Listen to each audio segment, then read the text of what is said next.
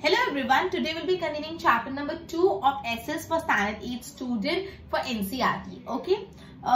So last अपन ने session में doctrine of labs पढ़ा था. आज अपन ने setting up of new administration. Okay, page number 21.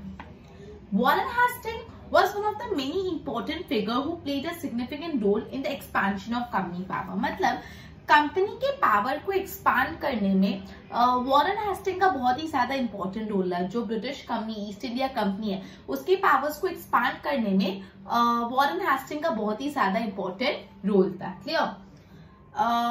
by this time the company had acquired powers not only in Bengal but also in Bombay and Madras. मतलब Warren Hasting के time company ने सिर्फ बंगाल ही में नहीं बल्कि मद्रास और मुंबई इन सब में भी अपनी पावर्स एक्वायर कर ली थी. British territory was broadly divided into administrative units called presidency. जो ब्रिटिशर्स की टेरिटरी थी, ब्रिटिशर्स का एरिया था, वो एडमिनिस्ट्रेशन पर्पस के लिए अलग अलग पार्ट्स में डिवाइड किया जाता था और हर एक पार्ट को बोला जाता था प्रेसिडेंसी. क्लियर? तो जो ब्रिटिशर की टेरिटरी थी वो एडमिनिस्ट्रेटिव पर्पस के लिए अलग अलग पार्ट में डिवाइड करी जाती थी जिसको बोलते थे प्रेसिडेंसी. There are 3 presidencies. 3 उनकी मेन प्रेसिडेंसी थी, एक बंगाल, एक मद्रास और एक Bombay. Each was ruled by the governor. Her presidency का एक गवर्नर था. तो कौन सी 3 प्रेसिडेंसीज थी अगर पूछे तो मद्रास, बंगाल और बॉम्बे. क्लियर? और हर प्रेसिडेंसी का खुद का गवर्नर था. Supreme head of the administration was governor general. मतलब जो भी एडमिनिस्ट्रेशन के सबसे ऊंचे सबसे सुप्रीम हेड थे governor general. Warren Hasting was the first governor general introduce. Warren Hastings, the first governor general, introduced several administrative reform, notably in the sphere of justice. मतलब Warren Hastings जो सबसे first governor general थे उन्होंने बहुत सारे reforms, बहुत ज्यादा changes introduce करवाए. From 1772, a new system of justice was established. Each district was to have 2 court, a civil court and a criminal court. मतलब उन्होंने जस्टिस के अलग अलग सिस्टम इंट्रोड्यूस कराए. बोला 1772 से हर डिस्ट्रिक्ट में 2 कोर्ट होंगे, एक क्रिमिनल कोर्ट होगी और एक सिविल कोर्ट. क्रिमिनल कोर्ट जिसको हम फौजदारी अदालत बोलते हैं और सिविल कोर्ट को दीवानी अदालत. ठीक है? क्रिमिनल कोर्ट को फौजदारी अदालत और सिविल कोर्ट को दीवानी अदालत. मौलवीज and Hindu pandit interpreted Indian law for European district collector who presided over civil court.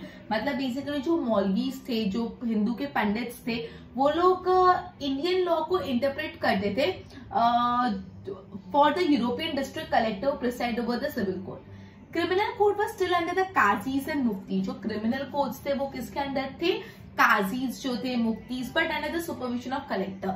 जो यूरोपियन कलेक्टर थे उनकी सुपरविजन में तो थे बट स्टिल उनका जो मेजर कंट्रोल था वो काजीज और मुफ्तीज के हाथ में था क्रिमिनल कोर्ट का. राइट? ओके. काजी मतलब क्या होता है? जज. क्लियर? मुफ्तीज कौन होते हैं? A jurist of Muslim community responsible for expounding the law that the Qazi would administer. Okay. तो मतलब बेसिकली जो लॉ को एक्सप्लेन करते हैं मुस्लिम कम्युनिटी में. ठीक है? Okay. A major problem was that the Brahmin Pandit give different interpretation of local law based on different school of the धर्म शास्त्र. मतलब ये प्रॉब्लम थी, जो ब्राह्मण पंडित थे वो ये जो लोकल लॉज थे उनका अलग ही इंटरप्रिटेशन करते थे बेस्ड ऑन द धर्म शास्त्र की नॉलेज पे. To bring about uniformity. अब ये सारी चीजों को सेम करना, यूनिफॉर्म करना जरूरी था.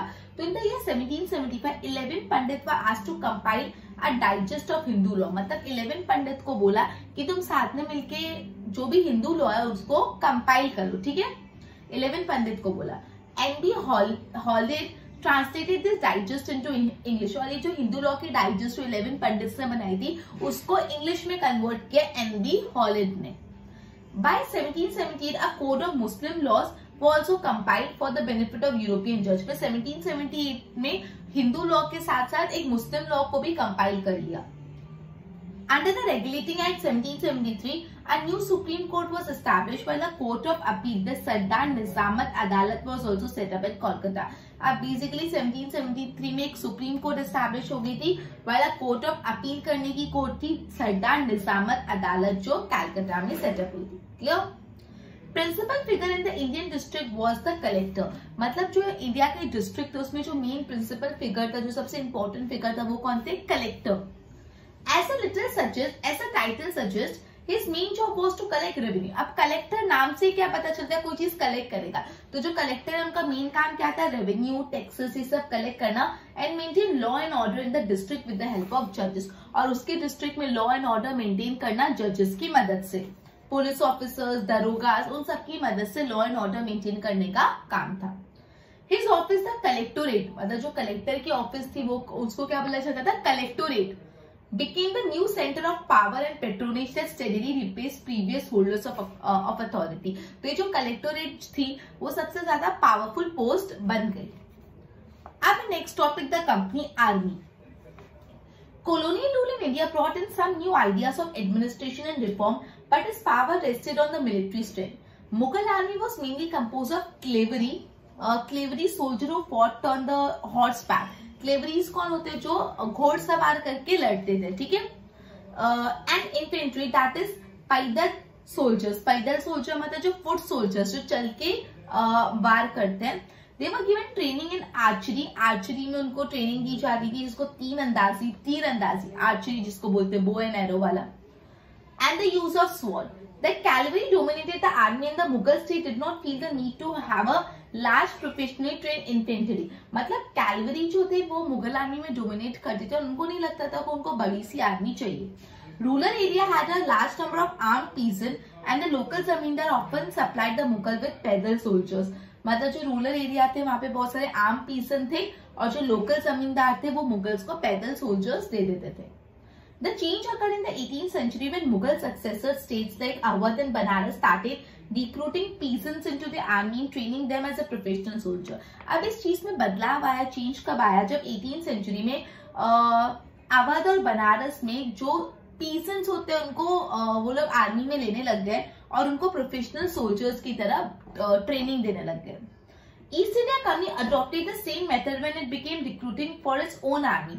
तो जो ईस्ट इंडिया कंपनी थी वो लोग ने भी यही मेथड अडॉप्ट की जब वो खुद की आर्मी के लिए लोगों को अपॉइंट कर रही थी।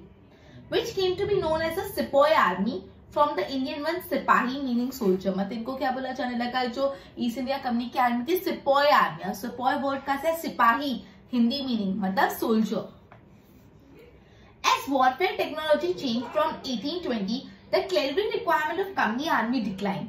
This is because the British Empire was fighting in the Burma, Afghanistan and Egypt, where soldiers were armed with muskets and matchlocks. Muskets क्या होते हैं? A heavy gun used by infantry soldiers. Muskets एक बहुत heavy gun होती है जो use होती है।